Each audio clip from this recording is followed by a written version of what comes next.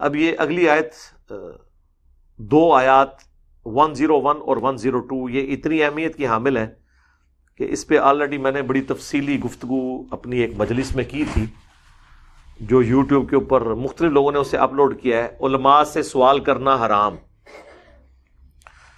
سوال جواب کرنا حرام، یعنی علماء جب آپ ان سے پوچھتے ہیں نا کہ بھائی یہ جو آپ کے عقیدے ہیں، جو جن اعمال پہ آپ چل رہے ہیں، یہ لکھا کہاں ہوا ہے، تو اکثر آپ کو علماء کہتے ہیں جی اور زیادہ سوال بھی نہیں کرنے چاہیے، اللہ نے منع کیتا ہے، وہ آیت یہ لیتے ہیں، حالانکہ اس آیت کا ان کے ساتھ لینا دینا ہی کوئی نہیں ہے۔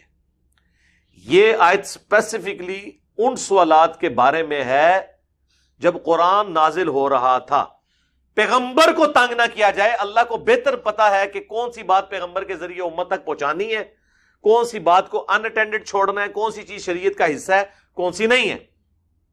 جس طرح سورۃ البقرہ میں آیا، حضرت موسیٰ علیہ السلام نے انہیں کہا تھا گائے قربان کرو، جب اللہ یہ حکم دے رہا ہے کہ گائے قربان کرو تو بات ختم ہو گئی، کوئی گائے لی جائے اسے قربان کر دیا جائے۔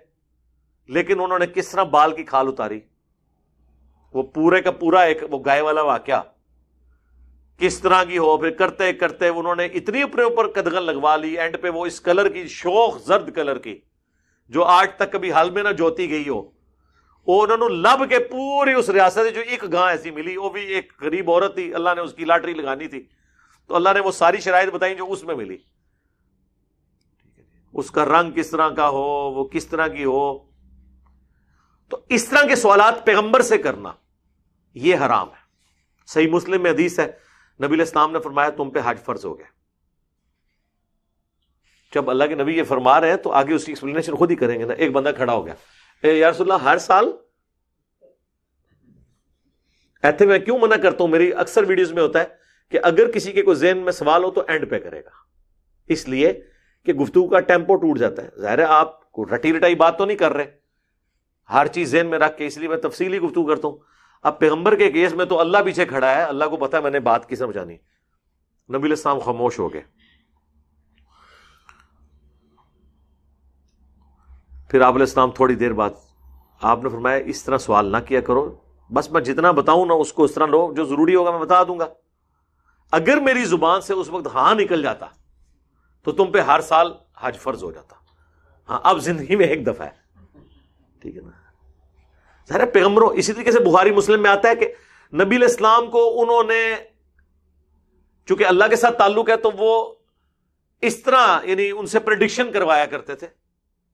بخاری مسلم میں آیا کہ نبی علیہ السلام کو انہوں نے بڑا تنگ کیا علم کے والے سے، نبی علیہ السلام ممبر پہ چڑھ گئے، آپ علیہ السلام نے خطبہ دیا اور آپ نے فرمایا جب تک میں ممبر پہ کھڑا ہوں نا، اب اللہ تعالیٰ آپ کے پیچھے کھڑا ہے، ظاہر ہے بخاری مسلم میں آتا ہے نا کہ جب تک میں یہاں پہ کھڑا ہوں تم بیت المقدس کے بارے میں جو کچھ مجھ سے پوچھو کہ میں بتاؤں گا۔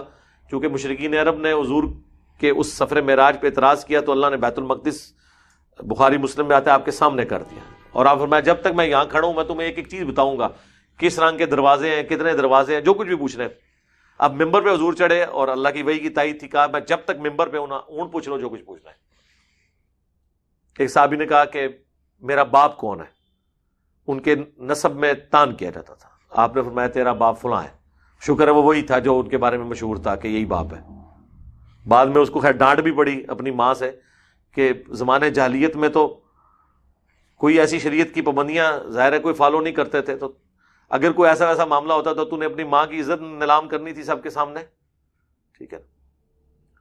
تو اس طرح مختلف سوال ہوئے تو اس وقت پھر حضرت عمر کو نظر آ گیا کہ یہ معاملہ گڑبڑ ہو رہا ہے، تو وہ حضور کے سامنے جو ہے نا وہ عاجزی سے تشہد کی حالت میں بیٹھ کے کہتے ہیں رضیت باللہ ربا وبالاسلام دینا وبمحمد نبیا، ہم اللہ کے رب ہونے پر، اسلام کے دین ہونے پر، محمد کے پیغمبر ہونے پر راضی ہیں یا رسول اللہ۔ اور وہ صحابہ کہتے ہیں سارے داڑے مار کے لوگ رو رہے تھے جو صحابہ تھے، ان کو پتہ چل کے بھی حضور اس وقت غصے میں ہیں، تو اس وقت کوئی بھی اللہ کی طرف سے کوئی سختی آ سکتی تھی۔ تو اس طرح کے سوالات کرنا جس میں مستقبل کی خبریں پتہ کروائی جائیں، یہ پیغمبر ان کاموں کے لیے نہیں آتا۔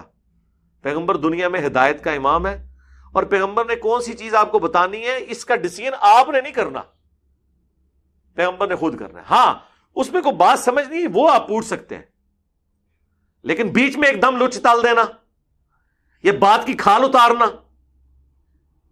یہ چیز منع ہے، سختی سے منع ہے۔